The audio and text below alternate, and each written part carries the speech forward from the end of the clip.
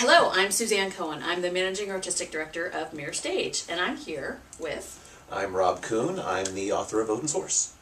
And we are going to be talking today about playwriting, about Odins Horse, about inspiration, and all kinds of other things that come up in the course of conversation.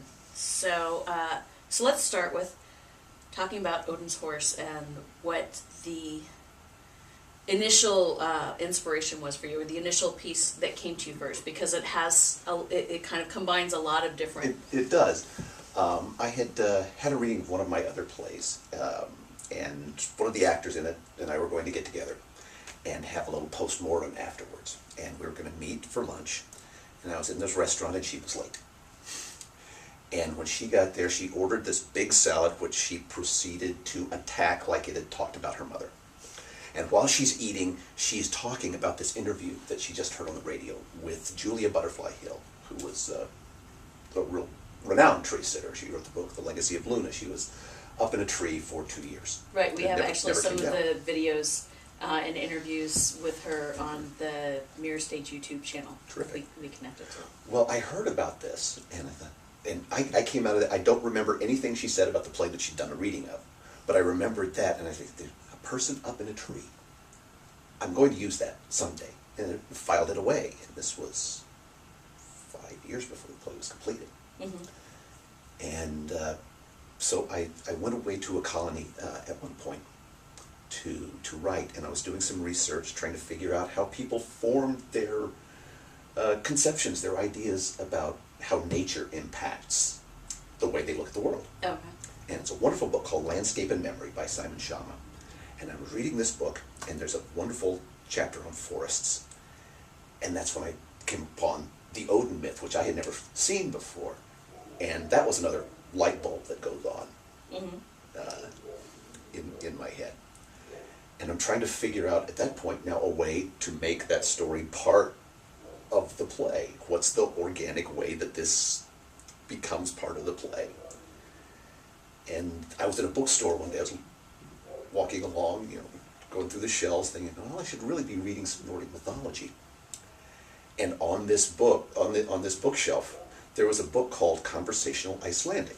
And for some reason, I just pulled that off. See what does the language look like? Flipped it open, and the first thing I looked at was the line that said, "Hun satt milli trjálna," which is, she sat among the trees. It's the one that's referenced in the play.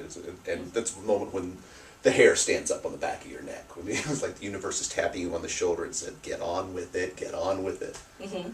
So there are these little pieces that all just started to, to come together. And for me, that's one of the exciting things about playwriting. That the drudgery is sitting down and actually putting all the words down on the page.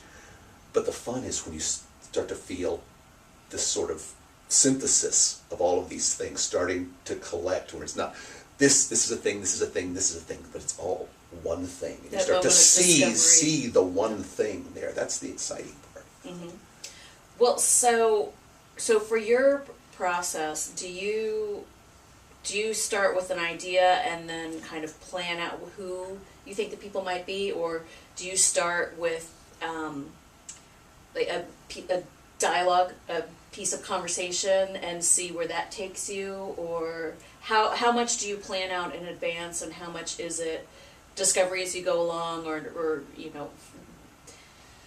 hitting paths that you find like, oh, well, that's a dead end, let me backtrack and go, or That's something that was really a part of writing Odin's Horse, is that there'd be a scene or something that I would kind of have an idea in my head. So go, and I'm very much a proponent of, if you have a scene in your head, write it down. Mm-hmm.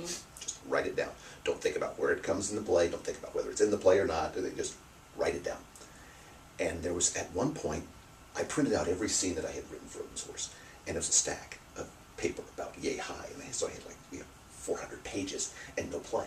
Mm-hmm. And I thought, I probably got enough raw material here. So let's go through and just start refining it and seeing where the story is. So that was a real part of that. It's just grab something from a tangent in one area or a tangent in the other area, and just to find a way to pursue that and see what's there. Mm-hmm. And I'm just a real proponent of doing things like that. It's just in a rehearsal process. When I was an actor for a long time, and I just really enjoyed rehearsal because it was a time to try things. Right. I remember doing a workshop once with some members of the Moscow Art Theater and sitting down for beers afterwards and asking them, how do you rehearse a play for a year and a half? How do you do that? How do you stay focused on it? How do you come in and be productive every day for a year and a half? And they simply said, we try everything. Wow. We try everything. And that way we know, and most of what we try is an awful failure. But failures can be useful. Oh, absolutely. Failure is useful. And failure can move you forward.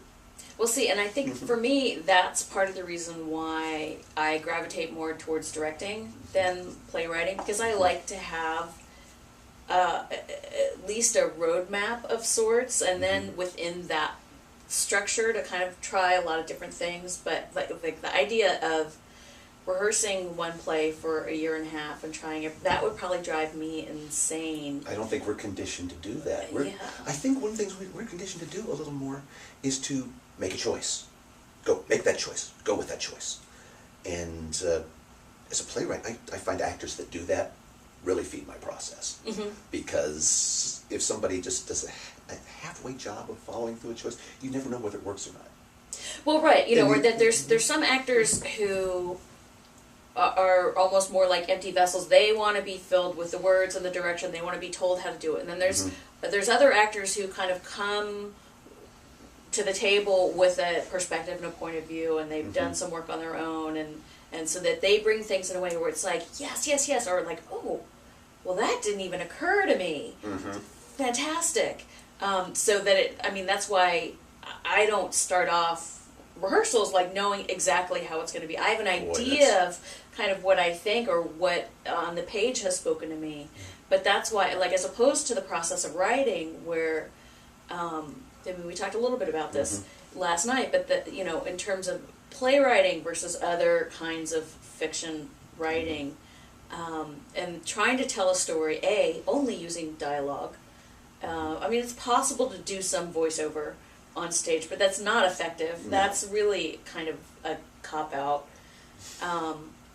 And having a kind of more limited amount of time to tell the story, where, that if when I'm writing, that sometimes it'll start with dialogue and I'll have no idea where it's going. And so then it's hard to find an ending, because it's like, oh, I'll write, remembrance of things past or something, because it just will keep going and going and going. But in a play, there is more of a structure, even though there's so much freedom within the idea of structure and how you can structure things, but needing to tell a story in a complete way without it going on forever and all that. And so it's having that idea or that roadmap ahead of time, that you know where you're going. With me, for writing, it's more difficult to know where that's going.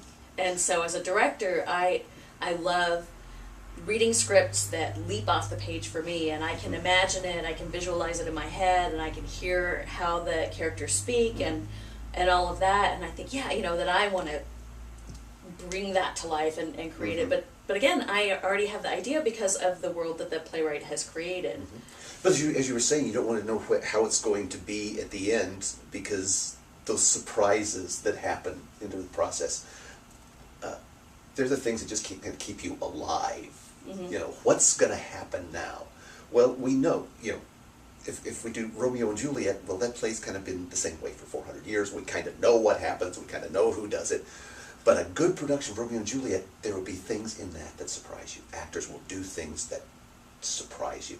And those surprises that you find along the way are the things, oh yeah, I'm excited about this now. It's not just, okay, we're going to do this one more time, and oh yeah, I know how this is going to end. Well, I'm doing this because I know this is going to happen later. I'm doing this because you don't know what's going to happen later. The thing that happens later. Right. But you never know. You never know. And that's exciting for me as an audience member, too.